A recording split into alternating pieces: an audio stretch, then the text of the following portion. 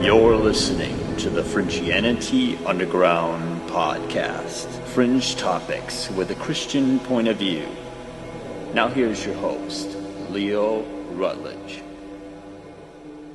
On today's episode, I'll be analyzing the rising, selfish, all about me culture and its technology ties to the global brain.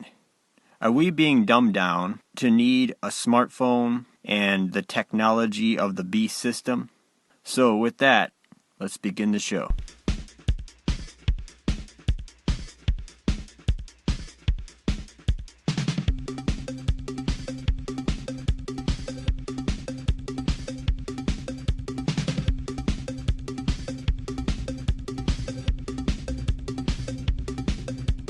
Get ready for the selfie generation. Selfies ruling social media. Is that a good thing or a bad thing for our kids? Think you're all that in a bag of chips? You're not alone. A recent study has found that over the past 27 years, the rate of narcissism amongst college students has jumped by 30%. Are you a narcissist? Absolutely. Oh, I guess that makes things pretty easy. Sometimes people confuse narcissism with confidence, but it's not the same. Confidence is the state of feeling certain of something. Like me when I walk into a Chuck E. Cheese, we all know what's about to go down. Narcissism is completely different. Narcissists really think of themselves as being better than other people. They're like a fangirl of themselves. While confidence is linked with healthy development and relationships, narcissism can be quite destructive to relationships. You can't meet both people's needs if one person is selfish and self-absorbed. You also can't continue to learn and grow if you already believe that you are the greatest ever. Unless you're Robert Downey Jr., then it's okay. One of the main symptoms of narcissism is also entitlement. They feel like they're owed special treatment or favors all the time without reciprocating. Are we raising a generation of deluded narcissists? Who better to ask than Dr. Keith Ablow of the Fox News Medical A Team? I think everybody was struck by this survey that these college kids all think they're so great these days. Dr. Keith, so what was your take on it? It rings true with what I've experienced treating young people, some of whom thankfully want to get closer to their real feelings and their capacity for empathy, but many of whom struggle to do that. Why? Because they face social media and reality TV and technology that tells them that they're stars on Twitter worthy of followers, that they ought to have 1,000 friends on Facebook and be able to delete unwanted feedback and block people who don't like them. We are truly raising a generation of narcissists because what we're doing is reinforcing the notion that they ought to think of themselves as incredibly special and beyond reproach. There's an article on the news, just came on a few hours ago, and you may have heard it by now, but the president of one of the, I think it was the Colorado Wesleyan College, yes, Oklahoma, fed up college president. He spoke to the kids who keep saying they're victims, and they go to hear a sermon. Thank God the Wesleyans are still preaching, and the kids were complaining that it made them uncomfortable. Steve, is that crazy? Sermons are supposed to make you uncomfortable. Yes, amen. And so the president, Piper, and he says, our culture has actually taught kids to be this self-absorbed and narcissistic. Oh, boy. Have you ever heard that word? This is the narcissistic generation. It talks about how the students were feeling victimized because the university chapel service was about love. And they were feeling victimized. And that they were the love of other people. And they felt like he was entering their private space.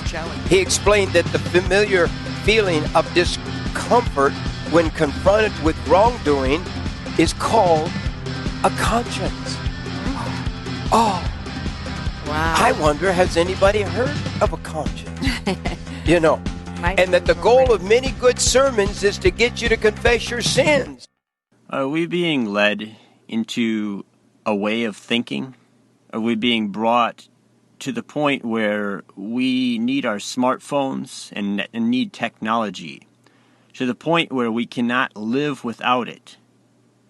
And is the smart technology guiding us to be fans of ourselves or lovers of ourselves, or guiding us to seek after our own lusts and our own loves over the God of creation?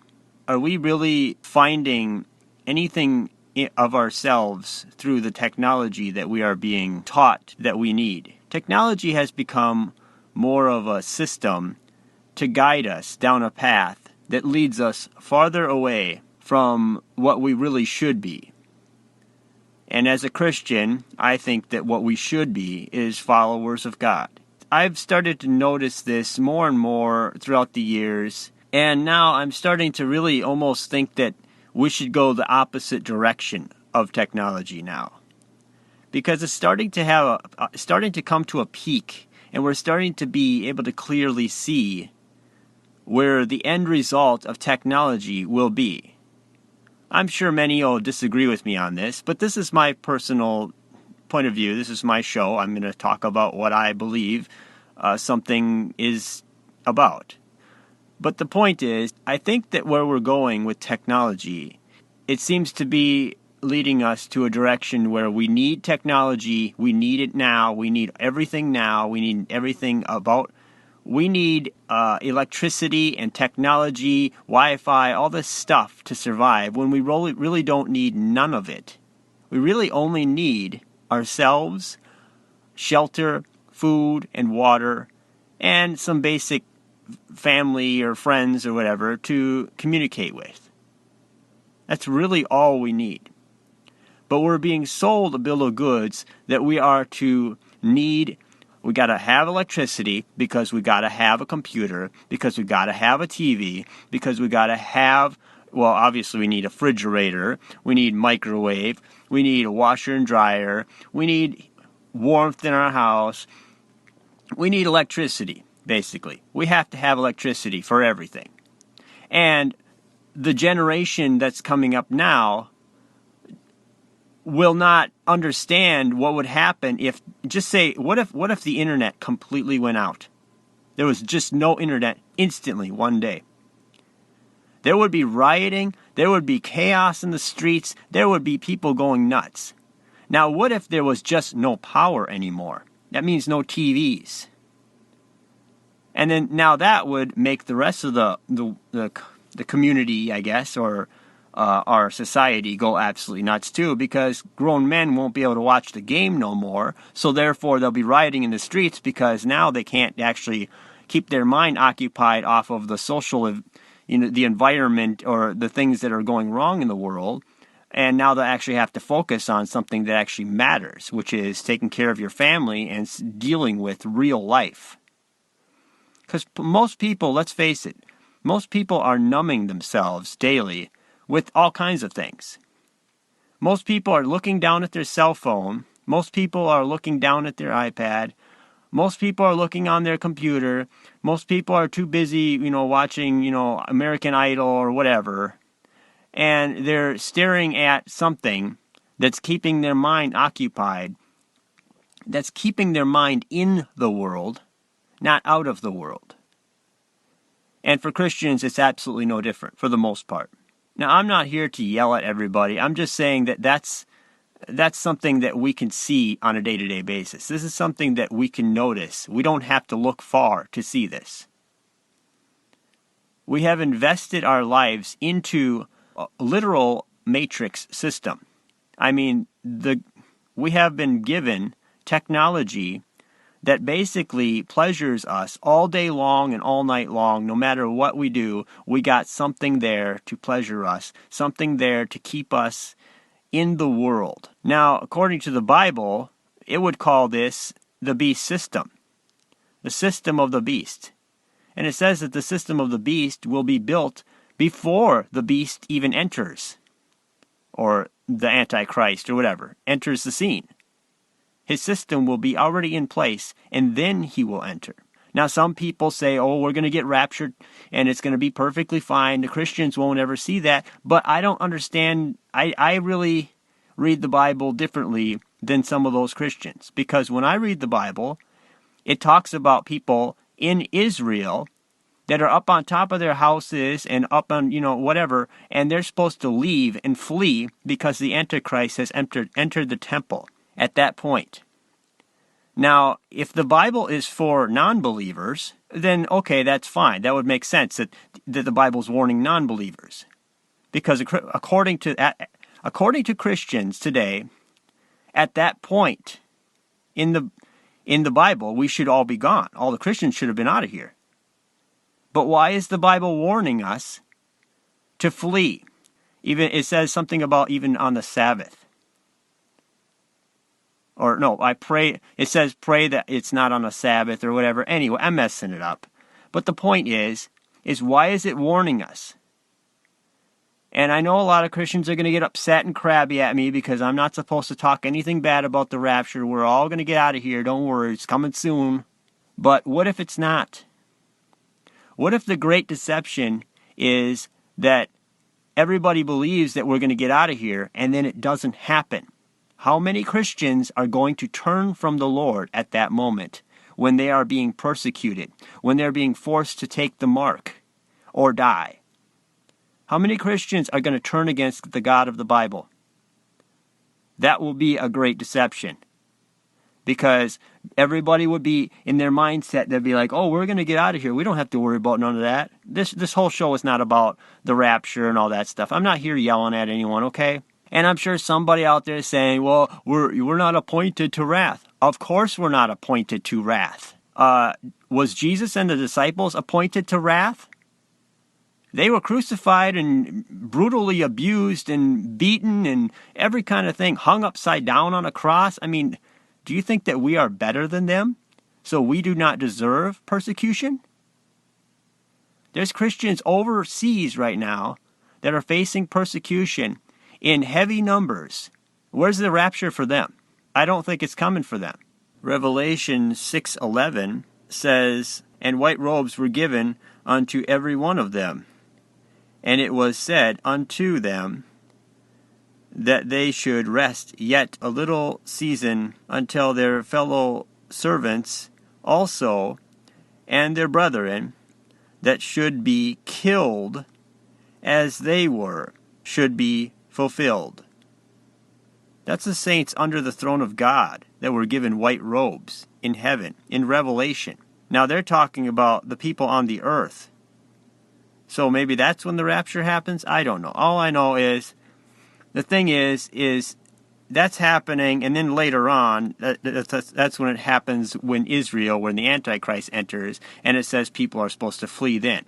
Now, the Bible is specifically written for believers, so therefore, why would it be telling non-believers to flee if it's written for believers? But I'm sure people will say that that's the Jews that became Christians after the rapture. Okay, but there's one rapture. He doesn't just come back and then come back again and then turn around and come back again. It's not that. It's all one. He comes in this completely dark, and he comes in light in the sky, in the darkness. You'll see him. All eyes will see him. And the people who are marked with his mark will be taken, and then it's done. But whatever. I'm not going to get into it. The point is I'm not going to get into the rapture whole thing, because I know too many people who will literally unfriend me, not want to know me, and will be brutal about this. And I'm not trying to divide people. I'm just pointing out that when I read the Bible, I don't see a rapture. The rapture seems, and by the way, in other countries, the rapture is not even taught. My wife, she doesn't even know what you're talking about when you say the rapture, and she's from the Philippines. The reason why is because she was never taught that there was a rapture. She was just always taught that we'll either die or we will go through persecution in the end times. And we will meet Jesus either way. We'll get caught either way. So what's the difference? It's kind of a thing where you're getting tested by fire kind of a thing. You know? Your faith is strong when it's put to the test, right? So why wouldn't Jesus put it to the test even in the end times? So it wouldn't make no difference. Because whoever loses their life gains it. Whoever gains their life shall lose it. You know, that type of thing. Or whatever. I'm not going to get into it. Okay, enough of the ranting. The point is, Christians are not supposed to be of the world and for the world and all that stuff. But this technology is leading us to need to be part of the technology part of the world in order to just live a day-to-day life. And in the end, the mark of the beast is going to be pushed on us as something that we have to have in order to feed our family, in order to buy or sell or anything. And when that comes, a Christian when a Christian's on the earth, that's why I even talked about the rapture, is if the Christians are on the earth at that point, then the Christian will either have one of two choices, take the mark or die. And I believe that when that mark comes along, I'm going to say no, and I will die. But there will also be Christians that will live in the wilderness away from the technology and the system of the beast, because the spy grid is basically what the technology is. It's spying on you day and night all the time. Everyone's looking down at their cell phone, and their cell phone is looking at them, and they don't even know it. I personally cover my cell phone camera with a black piece of electric tape. Now, a lot of people will look at that and go, oh my God, why you do that? That's crazy. Why do you do that? And I'll say, well, you do know that Edward Snowden did say that they're spying on us, right? But we all forgot about that and we went back to sleep. We went back into the Matrix. And before Edward Snowden even came out and talked about that, I knew about it anyway because I actually have read articles about the technology that the governments have of the world. I mean, if the NSA can spy on you, why would you give them anything extra? I mean, whatever. It doesn't matter. They already got a lot of stuff on us anyway. I mean, they got my Facebook account and all the stuff that I say or whatever I do, you know, everything that we've ever done. So basically, Satan is building up a system to accuse the brethren both day and night. And he really has got a system that really will do that very well. I mean, imagine WikiLeaks, what happened to Hillary. Imagine if that happened to every one of us instead. Can you imagine? That's what the global brain, this beast system, is going to be able to do in the end times. Whoever becomes the Antichrist, as I talked about in last week's show, will have the technology to be able to judge you on the spot because of all of your information on the internet. It's going to be so crazy. People will be guilty instantly because they'll have proof. You'll have your whole history on the internet. That's why everybody wants everything to go on the internet. They're trying to put everything on the internet because it's going to the beast system and the global brain. And for these younger generations now, the system is really a god to them because if you turned off the internet, they would go crazy. They would literally go into depression because they wouldn't know what to do without it. And it's really it's making them want the system because it's telling them that, oh, you got so many followers. Look at you. You're the star. You're a narcissist. You know, look at your selfies. Look at all your things that you put up. Look at all your personal, you know, information that you're talking about. You're always talking about yourself as if you're the company, like you're the center of attraction. You're the movie star, you know?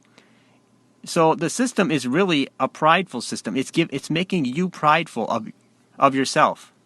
Now I'm going to play a clip from a TED Talk that talks about millennials and the technology and how we're basically getting dumber and we're forgetting stuff and we're not so smart, but we depend on the global brain. Just listen to this like 7-minute clip here. It's kind of interesting. This is Dory. Everybody knows Dory, right? She's everybody's favorite cute blue fish in Finding Nemo. Yeah. Everybody likes Dory. And I think the reason everybody likes Dory is because she's relatable. We're all a lot like Dory, in two pretty big ways. Just like Dory, we all have adorably short attention spans. It's true. In 2000, the average human attention span was 12 seconds. In 2015, it had dropped to 8.25 seconds, 8.25 seconds. For a little bit of context, the average attention span of a goldfish is 9 seconds. Just like Dory, we're not very good at concentrating. And just like Dory, we all suffer from a touch of memory loss. Hate to break it to you. Just like Dory, you know, Dory's probably one of her biggest traits is her short-term memory loss. Yours isn't quite as bad, but it's definitely there. The thing is, we weren't always this much like Dory. We used to be a lot more like Marlin, Nemo's dad. We could actually concentrate and remember things. But in the last 20, 30 years or so, we've started to become a lot more Dory-esque. And there's a reason for that. And it has to do with the explosion of digital technology and this concept called neuroplasticity. It sounds complicated, but it's not. It's just the idea that your brain is adaptable. It can change and reorganize itself. Because your brain is made up of around 21 billion brain cells, or neurons, and they make all sorts of connections between each other. That's how you think. And every time you experience something, those connections change a little bit, and that's what lets you learn. Like, let's say I'm walking down the street and I run into somebody walking their dog, and it's a cute, cuddly little thing, and I stop to pet it. Then my brain reinforces the connection that, oh, dogs are cute, and they're nice, I don't have to be scared of dogs. But if I'm walking down the street and I walk past somebody's house and there's this Rottweiler out in the front yard and it's barking, it's growling, it's lunging at me, and I'm kind of freaked out, then my brain makes the connection, you know what, dogs are scary. I need to be a little careful around dogs from now on. That's the idea of neuroplasticity, is that your brain can change depending on the experiences you have. But what that means is every time you interact with a piece of technology, whether it's your phone or your computer or whatever, your brain changes a little bit. And what digital technology does is it promotes multitasking. It encourages you to multitask, to refocus your attention between things. You know, like you're sitting down at your desk writing something, then you check your phone, and then you go back to writing, and then you reply to an email, and then you go back to writing. You're getting a lot more practice shifting your attention than you would have 20 or 30 years ago before digital technology became such a big thing. And your brain is like a muscle.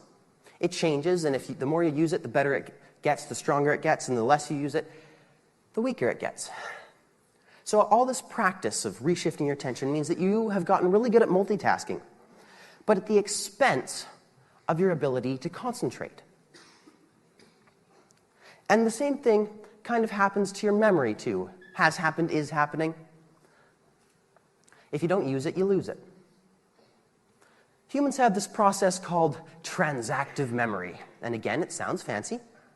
It's pretty simple. It's just the idea that if I don't know something, I can ask somebody who does know that thing, and they'll be able to tell me.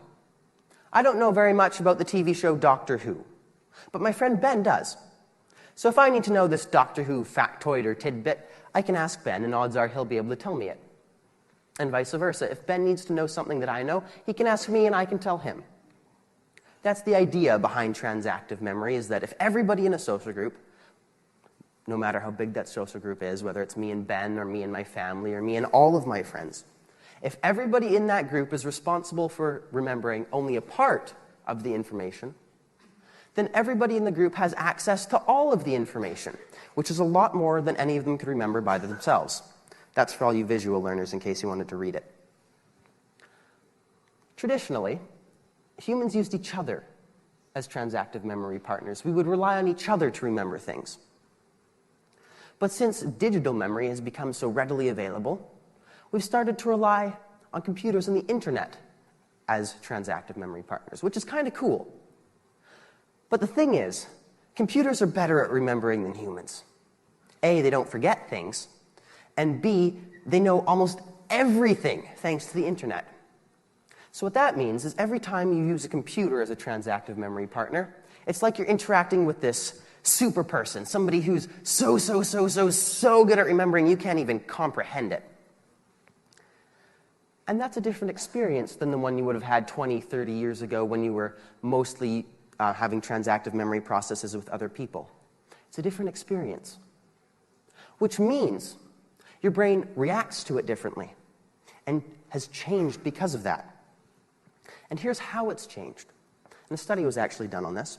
What they found is that if you use a computer as a transactive memory partner, you actually get a little bit worse at remembering that information, which makes sense. That's what transactive memory partners do. Let's say I'm given a list of facts to read, and I'm asked to remember as many of them as possible. If I copy that list of facts into a computer first, I will remember less of them, because by copying them into the computer, I'm establishing the computer as a transactive memory partner. So I subconsciously go, oh, hey, it's remembering it for me, I don't need to, and then I forget some of them. The thing is, that will happen whether or not I'm trying to remember the facts. The subconscious drive for me to rely on that computer to remember part of the information for me is so strong that it's overpowering my conscious effort to remember. Every time a computer is involved in a transactive memory process with you, it induces a little bit of memory loss on that subject. That sounds kind of scary, right? It's like, I don't want to be like Dora anymore. I thought this was going to be a cute presentation. Don't worry. All I can say is this. As long as we as humans keep using technology, our brains are going to keep changing, keep adapting to it. And that's not good or bad. It just is. It's a fact of our lives at this moment. But I don't think it's a fact you should ignore. Because if you ignore it, but you continue to use tech, you won't have any say in how it may or may not change you. You'll just be going along for the ride, whether you like it or not.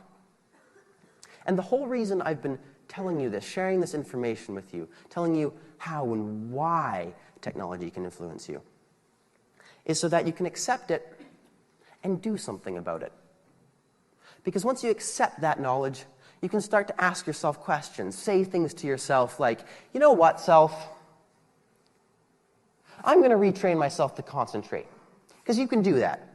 If not practicing your concentration has made you worse at it, then if you practice it, you'll get better. Or maybe you'll say to yourself, you know what, self? I'm going to embrace that short attention span and become this multitasking machine. And that's a perfectly valid option. But most importantly, you've chosen which path you wanted to pursue. Let's be honest here. We're all like Dory, and technology has made us so. You're all like Dory. And what that means is you probably haven't been able to pay attention to most of my talk. Just do this one thing for me. Accept the knowledge I've given you. Don't panic when you think about it. Just accept it. But then use it. Decide on your course of action. Take a deep breath and follow it. And even if the going gets tough or weird or scary, don't panic and just keep swimming. Thank you.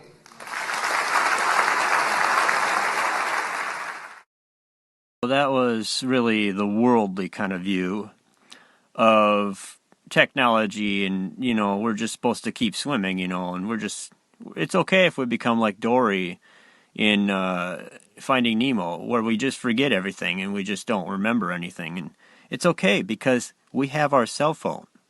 Our cell phone, we can just Google it. We don't need to know anything. All we have to do is just Google it, because that global brain will always be there for us. You see how that's kind of comparative to like a god? Or our daddy's always going to be there for us, We're not going to have to worry about defending ourselves. Dad's going to always be there to take care of us, right? As big brother, whatever you want to call it. But that's kind of the idea. That's the theme here, okay? So Big Brother, or AI Big Brother, artificial intelligence, is going to eventually become aware, and it's eventually going to go, hey, the human race has really become pretty dumbed down. In fact, they're so dumb that they're willing to put nuclear weapons on the internet, linked to the internet. So then basically the whole world is under control by this AI system. It's just like the movie Terminator. Now that sounds crazy, but a lot of people compare it to that, because what happens when the machines take control? What happens when they take control of the world? Oh, that'll never happen. Well, very, very smart people in this world have already said that we should be afraid that the AI will take control of this world. I mean, I don't think they're really worrying about aliens coming down from space and taking control of the world. I think they're more worried about the machines that we make taking control of it. And it basically talks about, in the end times, that men will basically seek death and not find it. It will flee from them. In the Bible, it talks about that. And that's kind of interesting. I mean, that's after these things come out of the pit or whatever, and it stings men and all that stuff. But here's the thing. If technology is something that we can actually put ourselves into in some way, if God allows it, because He will allow us to go over the edge if we really wish that. I mean, look at Babylon. Babylon, He stopped us before we went crazy, okay?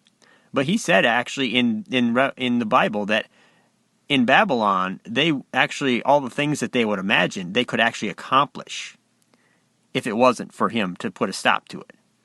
So what if He doesn't put a stop to it this time around? because this is the end times. Then what if we're allowed to put ourselves into a machine? Now, what if Jesus is coming down to earth now and you're in a machine? You're no longer in your body.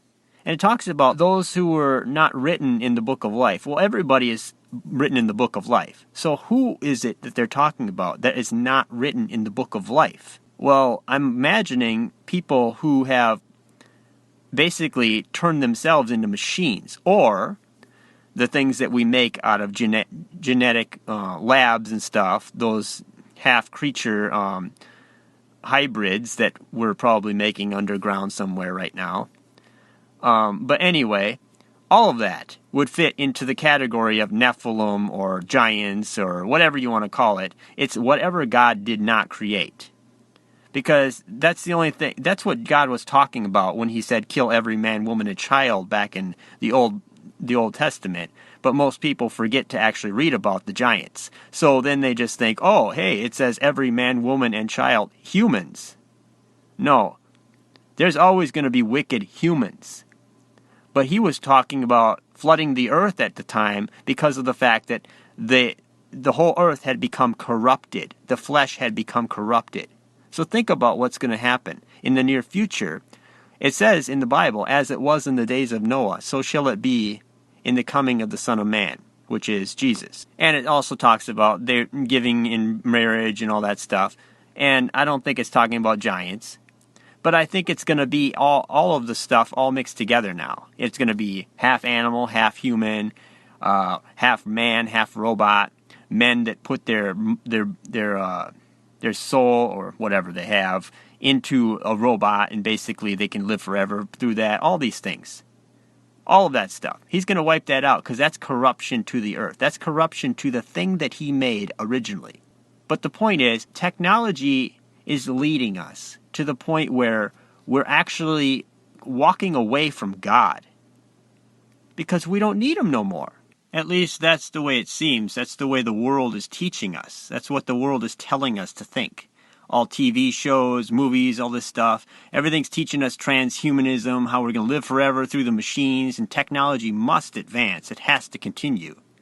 And when it's not telling us about that, it's telling us to be prideful of ourselves and love ourselves, be narcissistic, look at your cell phone, take pictures, do selfies, and talk nothing but about yourself. Don't listen to anybody. Talk about yourself. It's all about you, man. It's okay. You can just talk about yourself.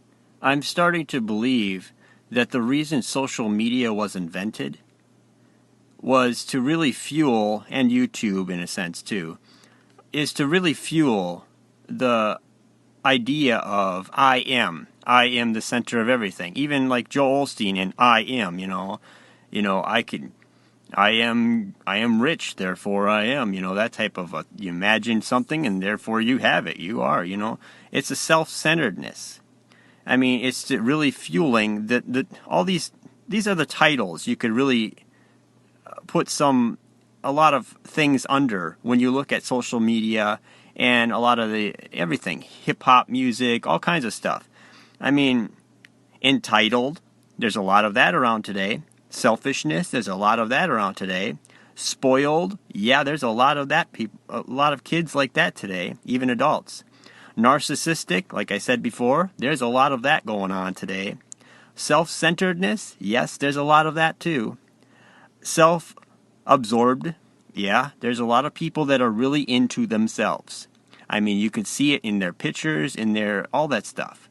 Now, I'm not saying just because you post a picture of yourself makes you self-absorbed. There's a lot of people who have pictures of themselves, and if there's no one around to take it, they can use a selfie stick, and I'm not going to call them the great Satan, okay? I'm not one of those crazy Christians that goes off on every single thing about every single buddy's pictures posted on Facebook or whatever. But just keep in mind that some of that stuff can lead to pridefulness and selfishness and whatever. Because you got to remember, Lucifer was the first one who was prideful, okay? He didn't want to have to serve Adam and Eve. But in the end, he's going to, okay? No matter whether he likes it or not. But every knee will bow to Jesus in the end too. So no matter what, if you're prideful and you think that you're above everybody, well, guess what? You're going to have to bow to Jesus at one point. And if you're not saved and you really completely rebel, well, you'll end up in the pit of fire. And unfortunately, that's not going to be a good thing. So you might want to get to know Christ personally and have a personal relationship with him. But the Bible does get into detail about the things that we're going to experience and we are experiencing with pridefulness and people who seek after their own lusts and their own everything. I mean, the Bible really talks about that in 2 Timothy 3. And I'm gonna play that as an outro thing at the end of this show, so you can hear it. But the thing is the Bible really talks about all of the things that I mentioned here today. It doesn't talk about robots and all that. No, it talks about the heart of the matter, the point that these things are all going to come to. And it warns us about these things. Now, if the Bible is such a bad thing, then why would it be such a good thing and warn us? Because warning somebody about something means you care about them. It means you actually had a heart enough to write this stuff down and say, I need to warn them about this. The generations to come must know about this in order to be saved from it. Now, if God was such a cruel God, then why would he want us to have this information? You know? I mean, yeah, he'll let you do whatever you want, okay? It's called free will. If you want to go out and murder someone, he'll let you do that. Unfortunately, it might not be so good for you on the other side. But the thing is if you want to go out and love someone and care about them and not sexually love them, because so many people nowadays mix up love with sex. I don't get that, but for some reason, love means you're supposed to tolerate anybody, anything goes, you could just become a child killer, child molester, and well, we got to love them. Okay, well, we got to love them wrong. No, we need to be warning them of the hellfire that might come for their decisions on the earth now. And that's why I'm talking about a lot of this stuff. It's really a warning. Because maybe some people haven't put all this stuff together.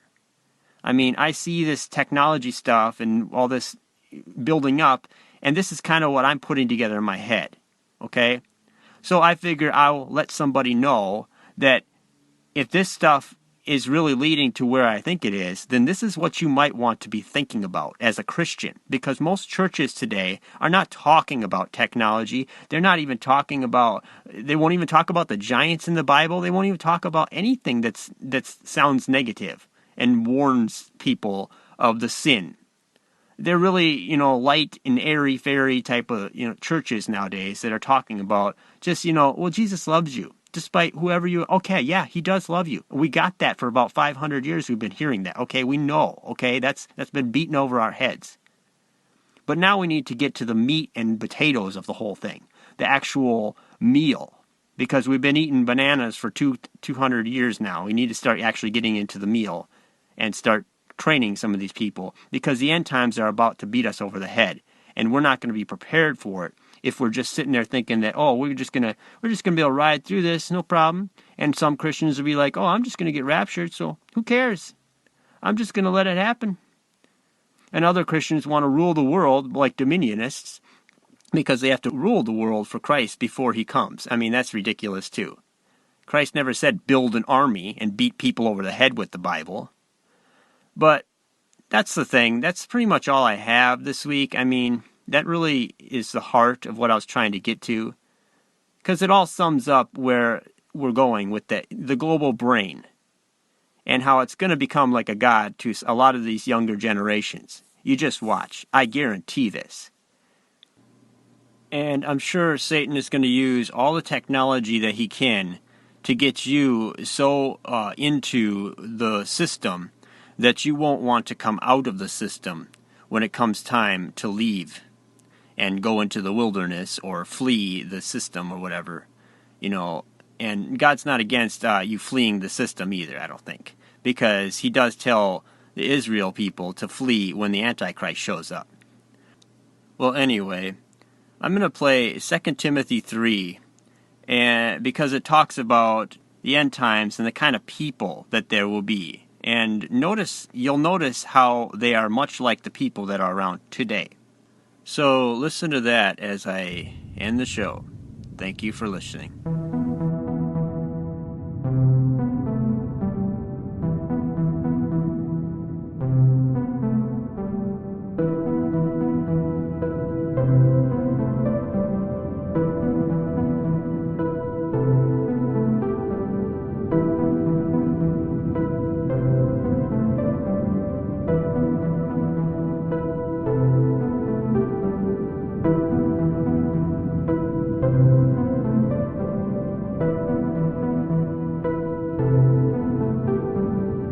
Second Timothy 3.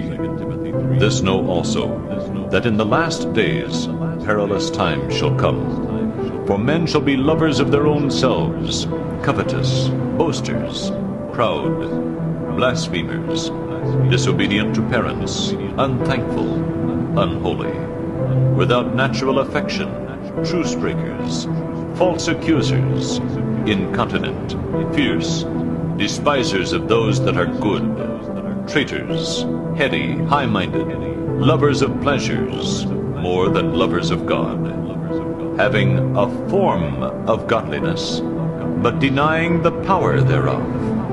From such turn away.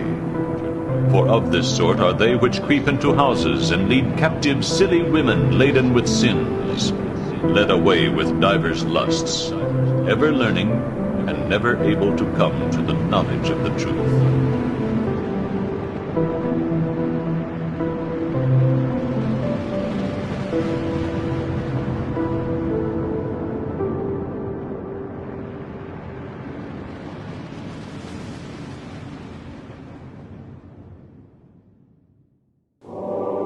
If you enjoy this show, please feel free to share it. You can find us on Spreaker, iTunes, and most podcatchers. And if you'd like to support the show, please leave a review on iTunes or Spreaker or wherever you find this show. And for more information on this show, go to the Fringianity Underground podcast Facebook group and like us. Images will be posted there for this show and others as well. Please check Spreaker or wherever you get this podcast every Sunday evening for new episodes. And thank you for listening.